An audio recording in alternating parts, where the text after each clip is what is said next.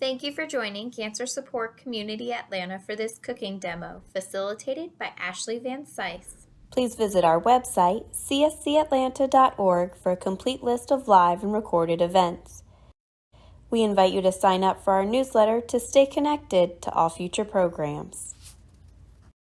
Hello, everybody. Welcome to the cooking class today. My name is Ashley Van Sice. I'm a chef and a registered dietitian. So we need to start chopping shallots. These are sort of like onions, and you could definitely substitute just a traditional onion for this. But these are a bit milder flavor. So I have two just because they were pretty small. I think two this size is great, or one large. So I'm going to start by just cutting off the ends. That was the stem end. Now the root end. I'm going to cut it in half lengthwise because I have to get the skin off just like you would an onion. This bowl here I'm using for trash, or for scraps, I should say. It doesn't have to be trash if you would like to use it for compost or stock. So I'm just removing the skin on each half of the shallot. I'm going to do the same thing with the other one. But like I said, if you want to substitute for an onion, if you already have one of those on hand, that is totally fine. I had a huge surprise when I went to the grocery store to get all the stuff for this class. Whole Foods was like, the produce was like 90% empty. There was no onions, there were no garlic, no tomatoes, no salad mixes, no anything bagged. Everything, the whole store had just been like sold out almost, just for produce, thankfully. So if you have a day like that when you go to the store and they have no shallots, feel free to substitute. Or if you like just using, if you have onions already on hand, I don't think this impacts the flavor a whole lot. It is nice to add some variety though. So if you always use yellow onions or white onions, try to switch it up every once in a while, just to get that variety of nutrients that are found in different foods. So I'm kind of cutting these lengthwise into 3 or 4 strips, and then cutting across in the other direction to get a nice small size. They'll cook faster that way.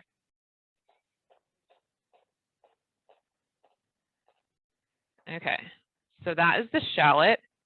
And next I'm going to do the garlic. I'm going to get these prepared and cut first before I start cooking, because all of these cook very fast. The shallot, the garlic, and then I'm going to have to show you what I had to substitute for ginger here in a second. All right, so this is the garlic. I had to substitute some stuff from my own pantry, so thankfully I have a well-stocked pantry. Okay, so I just smash all them first, then take the papery skin off. Having this trash bowl here, I feel like just makes things so much faster, and it keeps your workspace clean. I also like working on a larger cutting board, because then you can keep everything organized and have room to chop. Okay, so these are the garlic. I'm going to remove some of these. The bottom is looking like it was attached to that brown part. So it's like got brown on the bottom, so I'm going to just take that off. Otherwise, just gather everything up in the middle of your board and start mincing. So garlic is amazing for anti-inflammatory properties. Same with the shallot. These are all in the same family, the allium family. And they all have a compound called allicin, which is really, really good for heart health, inflammation. Also good for your gut bacteria. The good quality healthy bacteria that helps fight infections. So can never have enough, I feel like. So on ginger, which is what I'm going to talk about next, or the ingredient that I need to work on next is ginger. And typically you find this in the grocery store in the refrigerated section, and it looks like a root. Well, they didn't have that, and I didn't have that at home either.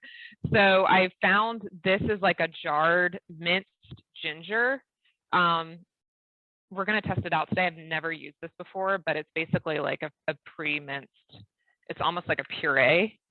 The ingredients are good. I mean, it smells amazing. The ingredients are not just straight ginger though, so just be aware. The ingredients are ginger. It does have some sugar, although it's not showing very much on, I mean, it's showing a 0 on the ingredient list, so it must be a super small amount. It's got rice vinegar, citric acid. So I don't know, it's gonna be a test. Let me show you this bottle here. It's made by this company called The Ginger People. They make a ton of ginger products. I don't know if you guys can see this, but this is the ginger. And there's probably other jarred gingers out there. Possibly, I'm thinking they might sell it in a tube too. That's sort of similar if you were to buy like tomato paste in a tube. So it's always nice, I feel like, just to know that this stuff is out there in case you do need a substitute. And obviously this is way easier. There's no prep involved. I literally just open the jar, but I'm not gonna cook it. I'm basically just gonna add it in with the liquids because it's basically a puree. So I don't want it to burn. Okay, so now we're gonna start, actually, let me do the serrano pepper first here. So this is a serrano pepper. It's a little bit smaller than a jalapeno, although you could definitely substitute a jalapeno pepper too. I feel like this one may be a little milder than the jalapeno. I think it actually is definitely milder than jalapeno, but definitely substitute jalapeno if you want to. I have a spoon here, just like a metal spoon that I'm gonna run down the inside of the pepper to easily scrape out and remove all of the seeds. You can leave those seeds in there though if you want some extra heat. So I'm removing like the rib and the seeds. Okay. Then I'm just gonna cut this in the same way that I did the shallots. So cut it into strips and then across from there to small, that's like a small dice. It doesn't have to be minced though.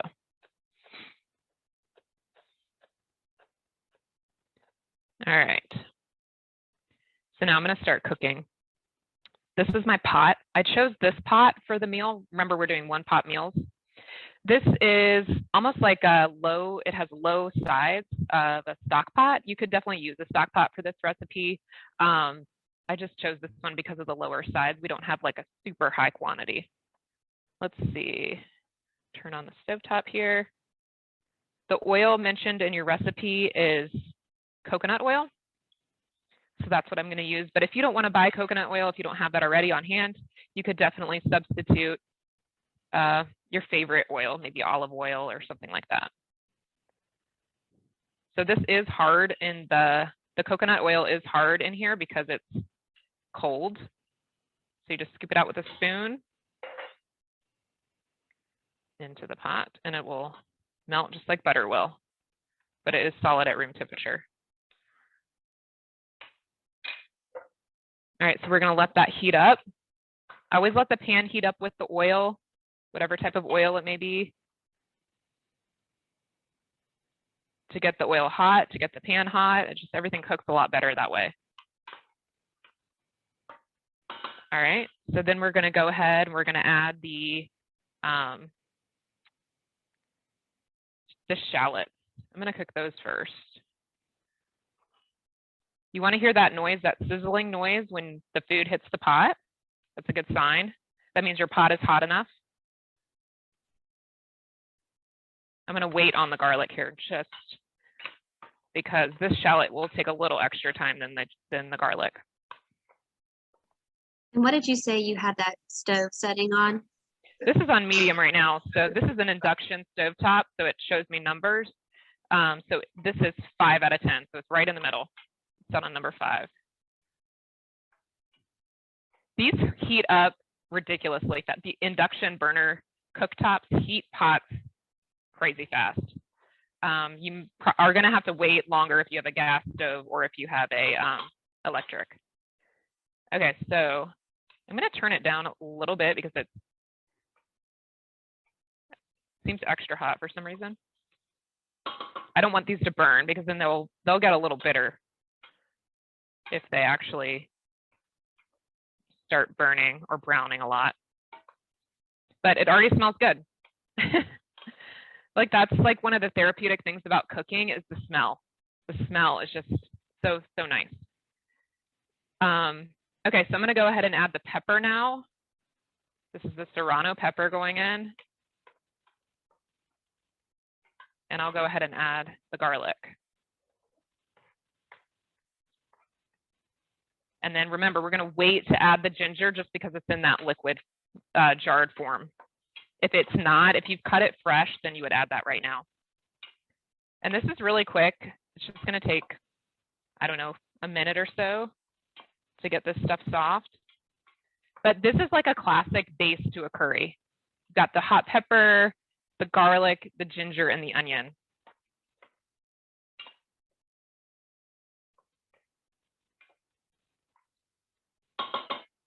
All right. So now we're going to start adding the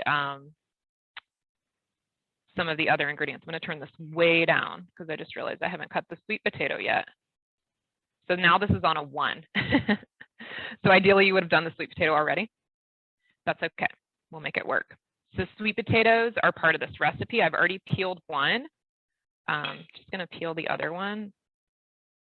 But if you've washed these well, I don't have a vegetable brush here. Something we need to probably get a vegetable brush.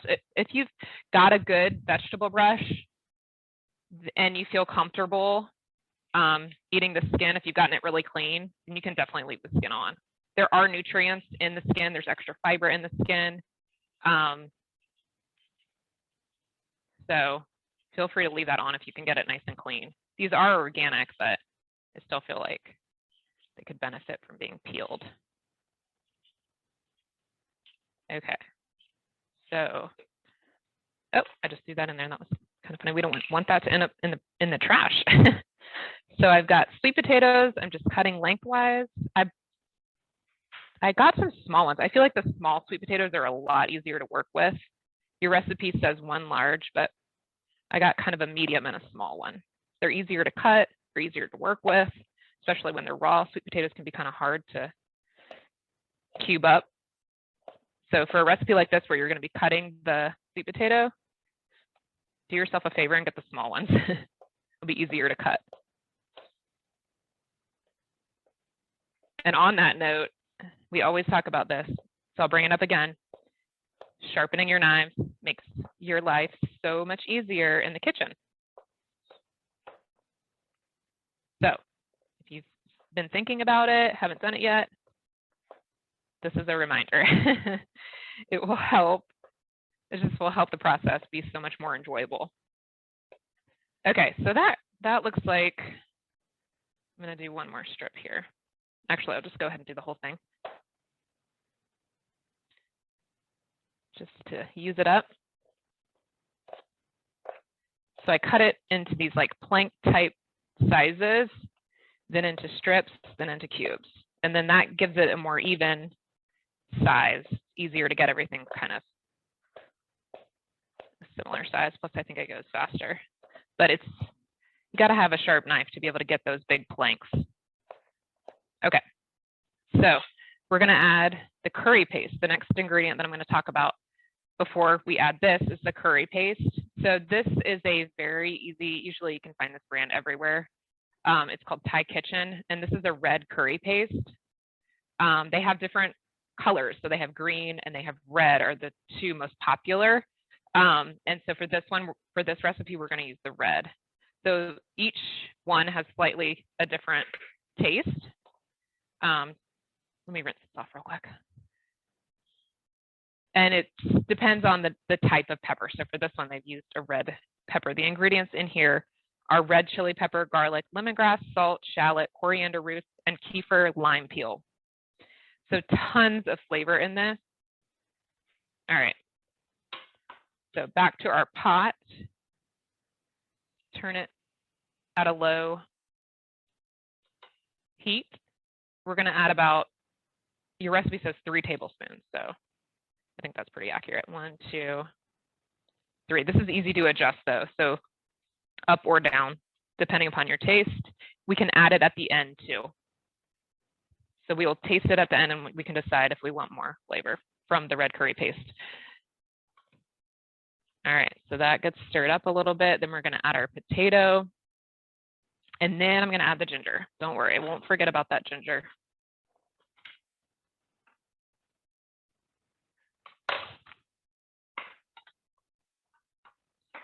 Stir it all together. We're not really heating, I mean, we're kind of heating up the curry paste, but we're not really cooking the potatoes much in this process. We're just getting everything kind of incorporated together. All right, so for the ginger, 2 tablespoons.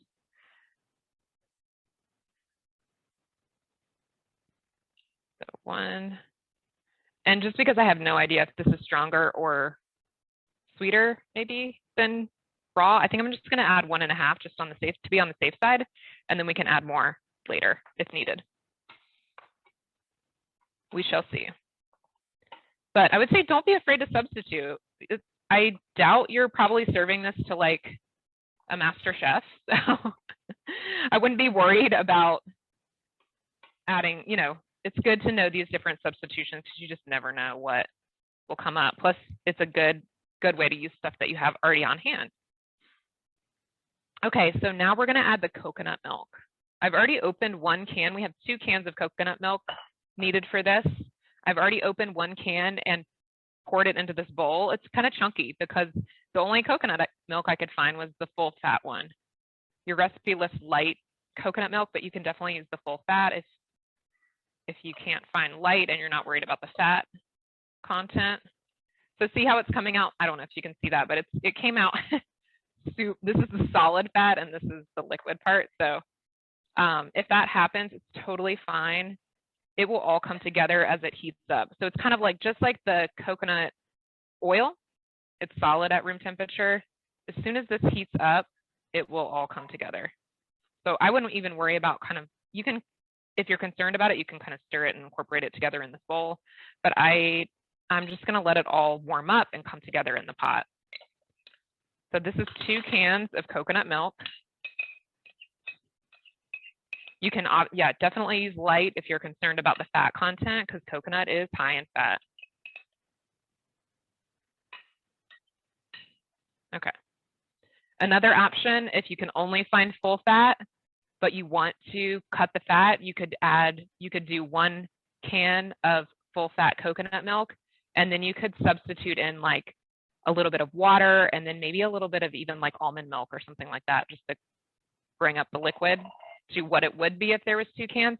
And the best way to measure that would be to use your 1 can of full fat coconut milk that you bought at the store, maybe fill it half with regular milk, like low fat milk from the like cow's milk or almond milk, and then maybe half of your canned water. That way you have an exact measure, the same as if you were to use 2 cans. And then just pour that in. Because I don't know what the measure is for 1 can. And if you were to transfer that or translate that into, it's probably like 1 1/4 cups or something like that, but I'm not sure.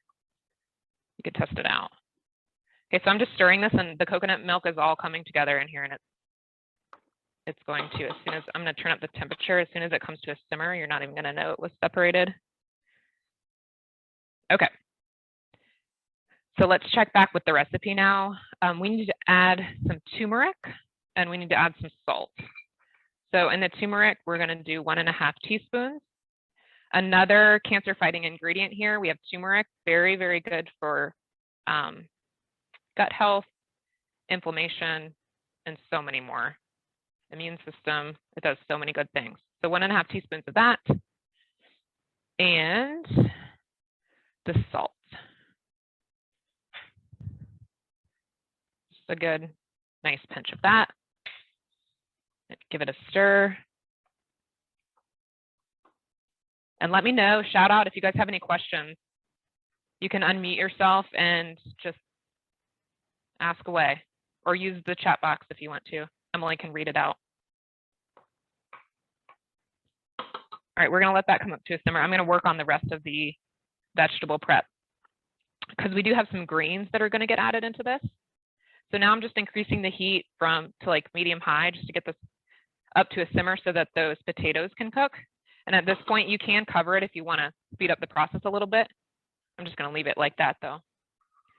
Okay, so we have, your recipe calls for frozen green peas, which we are going to add here in a second towards the end. And then we are going to add greens. So of course they didn't have kale and I didn't have kale at home either. So they did have Swiss chard though. So we were going to substitute the kale for Swiss chard. And this is a red, I guess they call this red chard because it has a red stem. But check out the size of these leaves. This is huge. So we need to break this down a little bit or cut it up a little bit. So this has a stem just like kale would. And if you fold it along the stem, you should hear it start to break away. So you should hear the leaves start to break away. So you can just put your hand on the leaf and kind of just pull that away, pull the stem away. And we can chop up the stem and add it in to the soup. Or to the curry, I should say. I feel like you can use a knife to do this. I just feel like it's faster to do it this way. So wow, see this, holy cow, it's so big. All right, so fold it in half, grab the stem from the bottom and work your way up.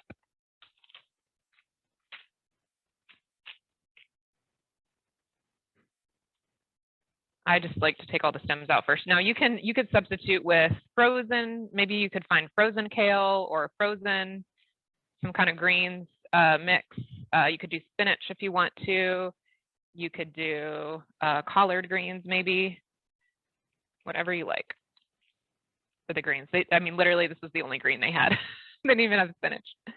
This is probably like the one, I don't know, a lot of people shy away from Swiss chard, so this is probably like the one ingredient nobody wanted. That's okay. I mean, Swiss chard is good. I like it cooked. It's one I don't use often enough, so it's kind of nice to be in a situation where you're forced to use it. Okay, that's looking good in there. Now I've got all my leaves here piled up on the cutting board. So let me actually do the stems first because I'm going to go ahead and add those into the pot. So stems on the cutting board. Kind of line those up. And then I'm just going to chop them as if they were celery. They kind of remind me of celery. And it's okay if some of the greens are attached. This is a rustic chop. And you know what? You could definitely do this in advance, add it in with the saute of the onion or of the shallot, just to kind of soften these up a little bit more, but they're going to soften with the sweet potatoes. So I'm going to go ahead and add those in. I don't like to waste that. I mean, you could skip this part and not add it in. So if it's kale, it does not have quite as, I don't know, its stem is super tough. So I don't know that I would, maybe the top of the stem, but I don't think I would add the whole stem of the kale in. So just keep that in mind. If it's kale, I would save the stem for like a vegetable stock or something like that. But this stem is super soft. Okay, so now back to the leaves of the Swiss chard. I'm just going to pile those up on the board. And we're just going to do bite-sized pieces. And this gets added towards the end. And this is a lot, so I may not be able to add this all in. I don't know. We'll have to wait and see. It does shrink up just like every other green spinach does, but I don't want to overpower our curry with this. So we'll just wait and see how much of this we're actually going to add. Your recipe says 2 cups. So this looks like a little bit more than 2 cups, but we'll see. We'll eyeball it towards the end here. All right, I hear this boiling and going crazy, so I'm going to turn it down a little bit. We're back to number 5. We do need it at a simmer, but it does not need to be going crazy boiling. All right, move this out of the way. And I think we've got everything in there. Let's double check here. So we'll adjust the flavors as needed. I think I am going to go ahead and add these peas. This is an optional ingredient, but hey, why not? We're just adding more vegetables in. So those are peas out of the freezer. Okay. This also calls for cashews, which we'll add towards the end, as well as a little bit of lemon juice. The lemon juice is really, really nice. Don't skip that because that just makes all the flavors really pop. And then in terms of serving this one pot meal, just to keep it easy, keep it to one pot, I chose to do frozen quinoa. You can also pick like frozen rice to serve this with. So let me show you the frozen quinoa here. This is available at Whole Foods as well as I feel like probably some other stores. Is that backwards? And it's just frozen in here and it's super quick. You don't even have to thaw it. You can add it in. Like if you have a hot bowl, put your frozen quinoa there and then just add your hot curry on top of it and it'll thaw out on its own. Turn this down a little bit. So that's the quinoa. I don't know. Also the only ingredients in here are quinoa. I think obviously it's a little more expensive than if you were to cook it yourself, but for the convenience, I think it's really nice. Really nice option. All right, and then we're also going to top this with some cilantro after it gets out of the pot here. So we need time for those potatoes to soften. So I would say at least 15 minutes or so for those flavors to come together and for those potatoes to soften. So I'm going to let that hang out, and then we're going to switch over to the next recipe. But please ask questions if you have anything. So our next recipe is a one-pot way to make like a taco filling that's not ground beef. So this is a recipe that uses lentils to kind of mimic like a ground beef stuffing for tacos. But obviously with having lentils there, it's adding a plant, which is really, really nice for health benefits, as well as fiber. So, and super easy. We're using canned lentils for this recipe, which I'll talk about as we get things prepped. All right, so moving over here, I was working on getting everything set up. I was working on shredding carrots because this recipe includes shredded carrots. And so I've already got 1 cup of shredded carrot ready to go. And now I'm going to work on the other one because we need 1.5 cups. And I'm just using a box grater for this. I feel like it's the easiest tool. Most everybody has a box grater for grating cheese, and it works just fine for grating carrots too. If you want to speed up the process, you could get out like a food processor with the grating attachment to do this, but that's just another thing to wash. So you can just use a box grater. It's easy to wash. We only need 1.5 cups. Or you can buy shredded carrots already in the bag. Although I do feel like they have a little bit more sweetness when you do them fresh. Okay, so that's 1.5 cups here, because I already did 1 cup earlier. And it was about equivalent to about 2 medium carrots. So I'm going to move this back here since we're done with it. Let's get this. I'll kind of wipe off the cutting board here. And then we're going to chop an onion. Let me get my trash bowl back over here.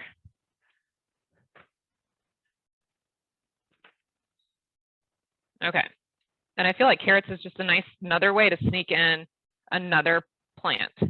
Okay, so onions, about 1/2 cup of onions. So it's probably going to be just half of this onion that we've got here. This recipe makes, like, I don't know, we're going to see, but I think it makes a pretty small amount. Cut through the middle, remove that skin. Let's see. Usually it's easy. So I put I cut down on the cutting board, cut it horizontal, then vertical, and then vertical the other way. Can you guys still hear me? I just heard like a ding in my headphones. Yeah, I can still hear you. Okay, cool. All right, so that's our onion. We're gonna start cooking that. First, I'm gonna get our garlic ready. So we have 3 cloves of garlic going, just the same way we did the other one. Ooh, that piece does not look good. Hold on. That garlic is, okay, we're just gonna do two cloves of garlic. They're pretty big, so that would be good. That garlic had a little bit of funk on it. Oh goodness. Struggling with the produce here. That's all right. We will make it work.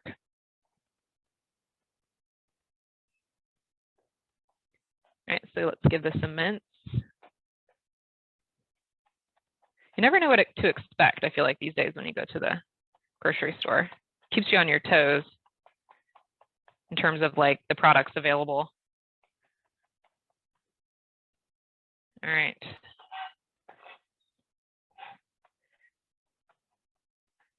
All right, so we're ready to start cooking that onion. The pot that I chose for this recipe is more of like an open, low-sided skillet. This is probably about a 14-inch or maybe 12 to 14-inch. This is actually an enameled cast iron pan. You don't have to have enameled for this, but if you do have enameled, that's nice because it cooks everything hot and at a really nice even temperature. But if you just have a regular low-sided skillet or saute pan, that is totally fine. So I've got this on a medium heat. I'm going to use some olive oil for this, just a couple teaspoons. We're going to start cooking that onion. So every night at our house, we do Taco Tuesday. And I have not tested this taco filling with my kids yet. But the idea for us on Taco Tuesday is to kind of, we do like the general same stuff every time. And I let my kids just make their own tacos. But every once in a while, I'll try to add in some new, like do cabbage instead of lettuce, or do like different flavors of salsa, or sometimes we'll do chicken, sometimes we do beef, sometimes we do beans. So I try to add some variety in there for them to get exposed to new things. You can also change up like the type of tortilla. So we've experimented with like some almond flour tortillas, some corn tortillas, flour tortillas. They have different flavored tortillas that you can try. We've also just done like rice bowls instead of like, we just totally skip the tortilla and just do rice in like a bowl, like a burrito bowl kind of thing, like you would get at Chipotle. And it's very easy, very little prep. I mean, this is like the only part that we're cooking. So this onion is like potent. It is making my eyes water, which typically they don't bother me. I guess that's a good thing. That probably means it's really fresh. All right, so we'll let that soften for just a minute. Let me talk about the lentils while we wait. So these lentils I picked up were cooked already. That saves a huge step. It saves a pot. And this is what the can that I found of canned lentils, although I think there's a lot of other brands. It does not have to be this particular brand. This is just an example of a canned lentil, which I feel like you don't see everywhere. But it is out there. Maybe only at a specialty store, although chime in if you guys have found this at like Publix or Kroger, one of the more mainstream grocery stores. They might have it. I don't know. The Publix near my house is pretty good about having all kinds of stuff. Super big variety. All right, I'm going to stir. I'm looking at this curry here. I need to stir it. I'm just going to switch pots here. I love doing these one pot style meals though. So much fewer dishes to clean at the end of the day. Ashley Shirley said that she found them at Trader Joe's. The Nice. lentils. Okay, were they in a can or were they in like a box? She said they were canned. Okay. Cool. I haven't seen that there. I now that I'm thinking about it, I think I may have seen them. I don't know if it was Trader Joe's or another store, but in like a box in the refrigerated produce section, kind of like how you would see beets that were cooked, that like vacuum sealed bag in a box kind of thing. So that could be an option too. Okay, I'm all for also saving time whenever you can. I mean, it doesn't take that long to cook lentils, maybe just 20 minutes or so, but sometimes you don't have 20 minutes. So Shirley did say that they were fresh from the produce section, actually. Okay. All right, cool. So you'll know where to look now if you go to Trader Joe's. So the onion is getting soft. We're going to add the garlic now. I like to separate when I add. I know your recipe says to add them both at the same time, but I like to separate my garlic and onions and add the garlic later after the onions have softened a little bit, because the garlic does tend to burn pretty fast, and it only needs like a minute or so in the pan. So this is like a medium-low temperature here. Curry is looking good.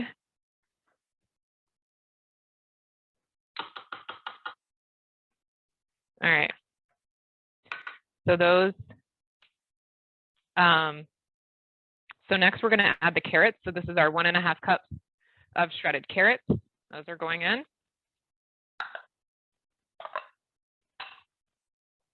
We got an orange theme going on here.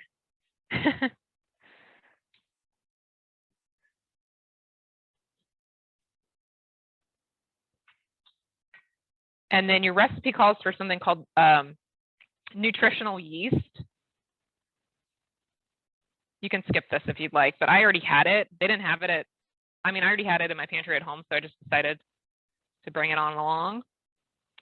It is got B vitamins. So for those that are vegetarian or vegan, this is like a super nice, and this came from Trader Joe's. This is like a super nice way to get, and it has a good flavor, to get B vitamins. So specifically B12, yeah, B12. So like, for example, 1 tablespoon of this gives you 130% of your daily value of B12. And that's a hard vitamin to get if you are not eating meat. So nutritional yeast, add it if you have it.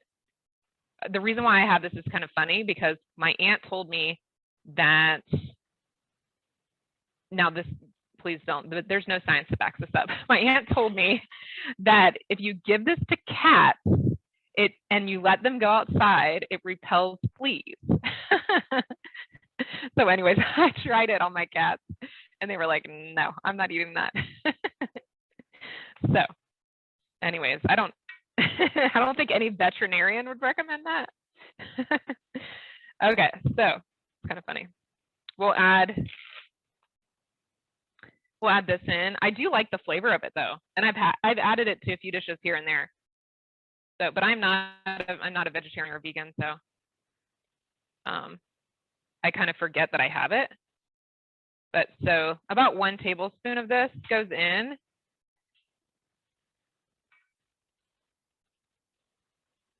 And it has like, I guess the flavor of it can mimic cheese for those that are avoiding dairy.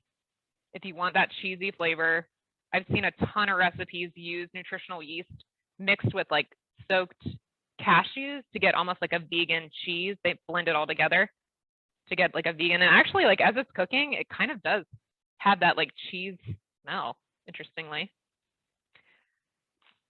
What is nutritional yeast? It's a unique vegetarian food with a pleasant cheesy flavor, rich in vitamin B. It adds that umami flavor that cheese would, but it doesn't actually say what it is. How they get it. I don't know. I don't know enough about it. Please chime in if you know more about nutritional yeast and you would like to share. All right, so now I'm going to start adding the spices and the lentils. So 1 can of those lentils was exactly 1¼ cups. I measured it. So 1 can of lentils will do just fine for this recipe, or it'd be easy to double if you want to. But since you're using this as sort of like a taco filling, a little bit of this mixed dish goes a long way. And we're going to start adding the spices too. So for this, we've got smoked paprika, cumin, chili powder, all going in. All right, so we're good about 1 teaspoon of each. This is the cumin first. And then we've got chili powder.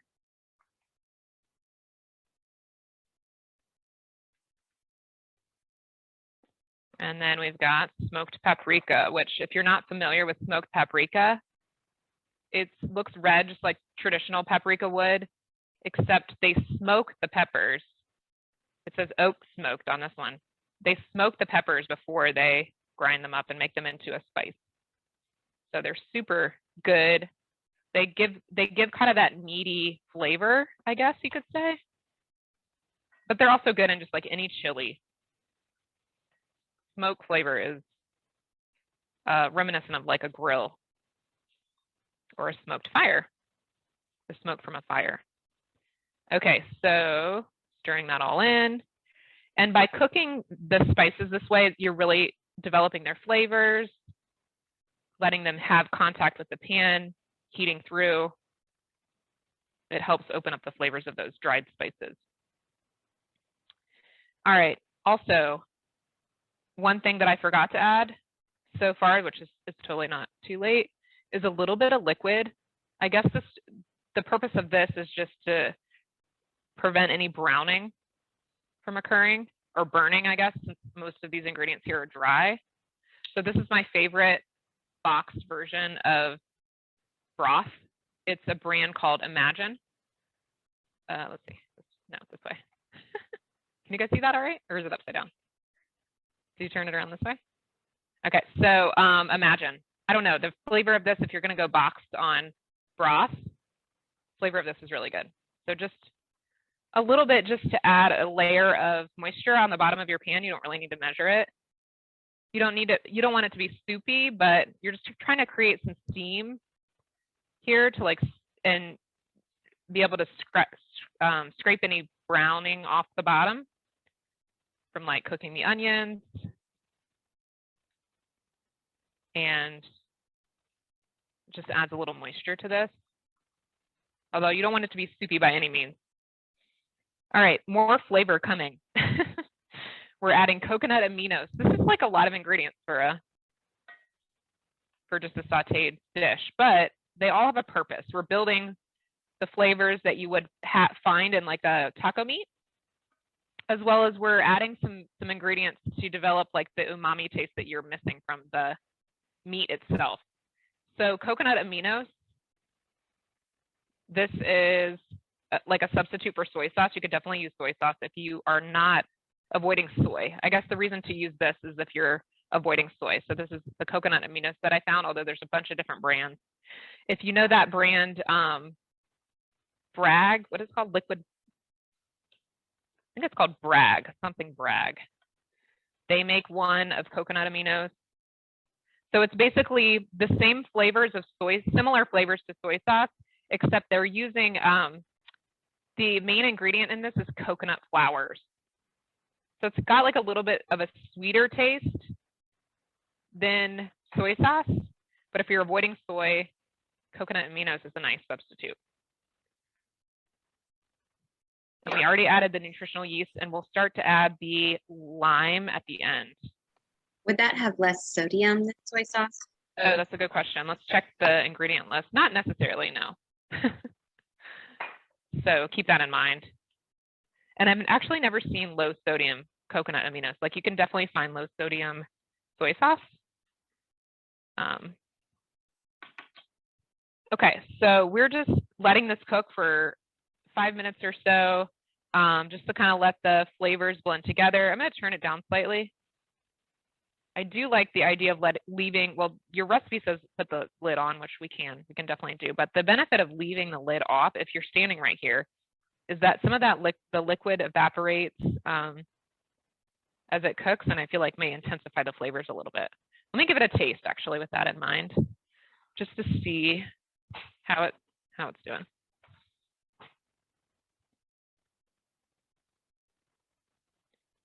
And then I see I need to stir this curry over here.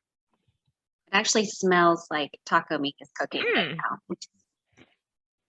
That's good. I like it. I could totally eat that instead of taco meat. Especially like when you think about all the other things that you can add to the taco, like guacamole and whatever other flavors, lettuce and tomatoes and things like that, salsa. Okay, so I like the flavor of this. It does have a little spice. I think my chili powder too, like the quality of the chili powder you use and just spices in general, you want to make sure they're fresh, they're not expired. This is a new brand that was on sale. The spices also were kind of cleaned out at Whole Foods, so I had to deviate from my typical brand. But this was a Southwest chili spice blend by a company called Rumi. It is good. I mean, it was obviously very fresh, but it uses ancho chili and smoked. It also has smoked paprika and a let's see, am I going to say this right? Gojeo chili, Spanish, something like that. So definitely look at your spices, the quality of your spices, the freshness. If they are old, then they're probably not going to have much flavor at all, and that's definitely going to impact the taste of your dish. All right, so I'm just stirring this around. I think I do want to you can decide. If you're good with the liquid, then put the lid on, cook it with the lid on. If you want some of that liquid to evaporate, then leave the lid off. And I'm thinking, I don't know, I'm thinking lid off for this. All right, on that note, let's see, let's check. These potatoes, the sweet potatoes in this are looking soft. I can just tell by looking at them. Let me taste and test them. Because if they are soft, then I want to go ahead and add the greens. Let's see, I'm just going to poke here with a fork. Oh yeah, I'm not going to taste it because it's so hot at this point, but they're soft. I just poked with a fork and it went right on in. So I'm going to go ahead and add the greens. I'm going to assume that this handful right here is 1 cup. It's close, probably. So I'm going to leave that behind because our curry, I don't want it to be overwhelmed by greens. I want it to have a nice balance. Plus, I feel like Swiss chard, the greens on Swiss chard can be kind of bitter, or like, I don't know what the right word is. I guess bitter is the right word. So I don't want to overwhelm. Plus, we already added the stems of the Swiss chard into there. So that is looking nice. Those take just a minute or so to cook down. And then we're going to add, I already juiced our lemon. So we're going to add that in. So finishing it off with this lemon juice really helps the flavors pop. That was probably about, I don't know, a tablespoon or so, or a little less of lemon. And then I want to taste this. I'm going to taste it thinking about salt or, and also that the ginger flavor, since we used a different kind of ginger than I'm used to, and then also the red curry paste flavor. So it's super hot, so I don't want to burn my mouth. So give me a minute. If anybody has any questions, please let me know, and we'll start plating the tacos here in a second. All right, I'm blowing on this to see. All right, so I had a stem in my bite. I'm gonna add a little bit more salt, but I could add a little more ginger too, I think. But I like the amount of curry paste is totally fine. The more curry paste you add, the more spicy it's gonna be. So I'm gonna go ahead and add that ½ teaspoon of ginger that we did not add in the beginning. Because it's in this liquid form, I don't think it's, in terms of the flavor and stuff, like I don't think it's a big deal. Like when I stir it, it just goes right into the mix. You can't even see it. And then I'm gonna add a little bit more salt. And I actually realized I didn't add any salt to this one. Even though there is some salt in that coconut aminos. And the flavor did taste good, but I'm just gonna add a little bit more here. All right, then I'm gonna turn off the taco and the curry here. Turn everything off. And then we're gonna plate up a taco for you. to show you. The only tortillas I could find were flour. And if you're doing the tortillas, an easy way to heat them would be, I usually use just my little toaster oven to heat them on like a warm setting. Let's see. See if I can open these.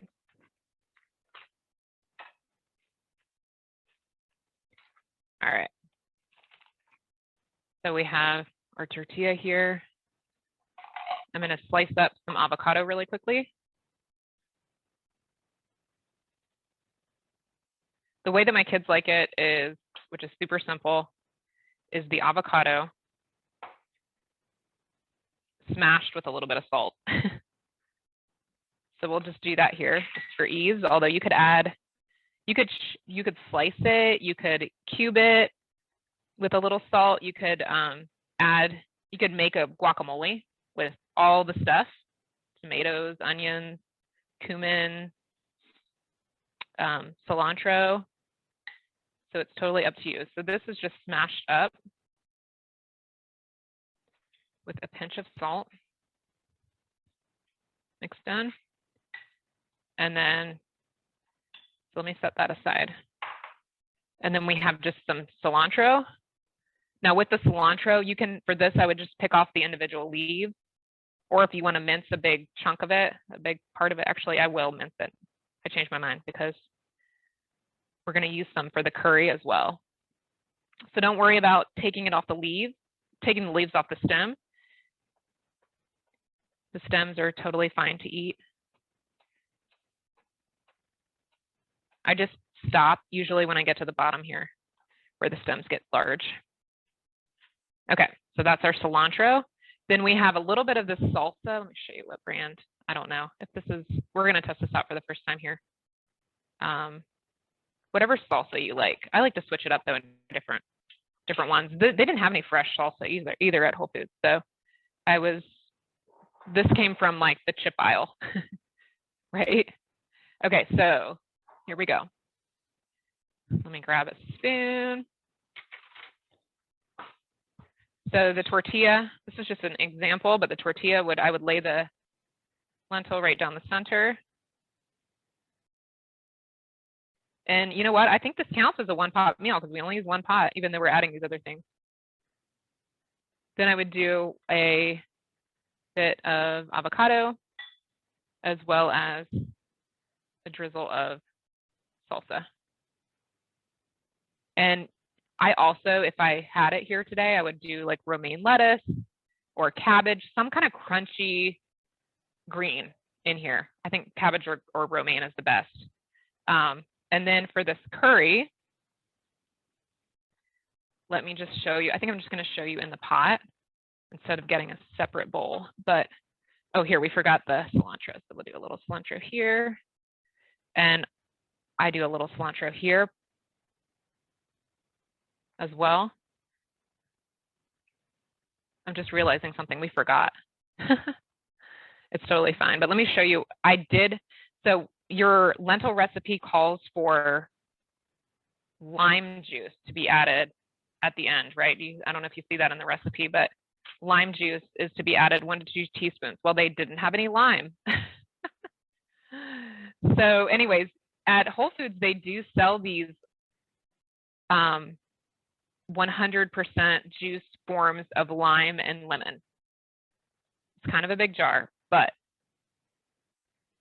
you could definitely use this in a pinch. It's more expensive than just buying regular limes, but this is the lime, and it's just limes. It's 100% lime juice. I'm going to add it to this pot, and then I'm going to taste it and see. I'm going to let you guys know. This is not a typical way that I buy citrus in the jarred form.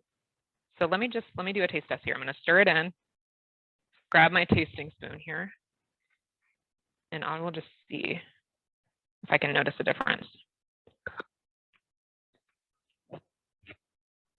Okay. I don't really notice a difference. It's such a small amount. I do taste it, and it tastes good. So if that is something that you need to substitute here, you can definitely do that. Now, I would avoid the like other, I'm not even sure how to describe it, you know, like in the produce section of a traditional grocery store, you have to look at the ingredients because this is 100% juice. Some of those other pre-squeezed limes, quote unquote, are like just citric acid. They're not even like, there's no lime actually involved, or it could be like lime flavor. So look at the ingredients because that doesn't play like a big difference. And you want to be able to get those health benefits from the actual lime, not like a flavored lime. Okay, so that's it, guys. Oh, here's the quinoa. If you did want to, let me go ahead and do that. If you guys are able to hang on for a second, I do want to show you this plate now that I almost forgot about the quinoa. So you would just open the bag of quinoa here. It's already partially thawed.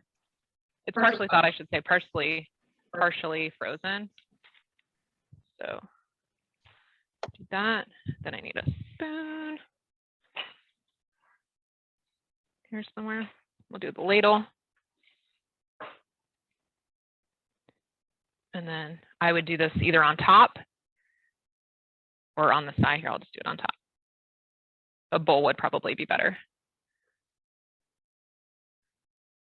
But so pretty, so many colors here. The flavor is so good. And your fresh cilantro on top. Okay, so you can see those next to each other now. There you have it. Bon appetit, as my kids would say, bon appetit, you may eat. So hopefully you guys enjoyed this class. Let me know in the comments or if you guys have any questions. Looks incredible. Thank you so much, Ashley. Anybody have any questions? I know we're a little bit over time. It smells amazing here. I don't know if anyone's going to try this at home or currently cooking along with us. Let us know. It looks delicious, Ashley. Happy New Year. This Oh, is thank Ela. you. Happy New Year.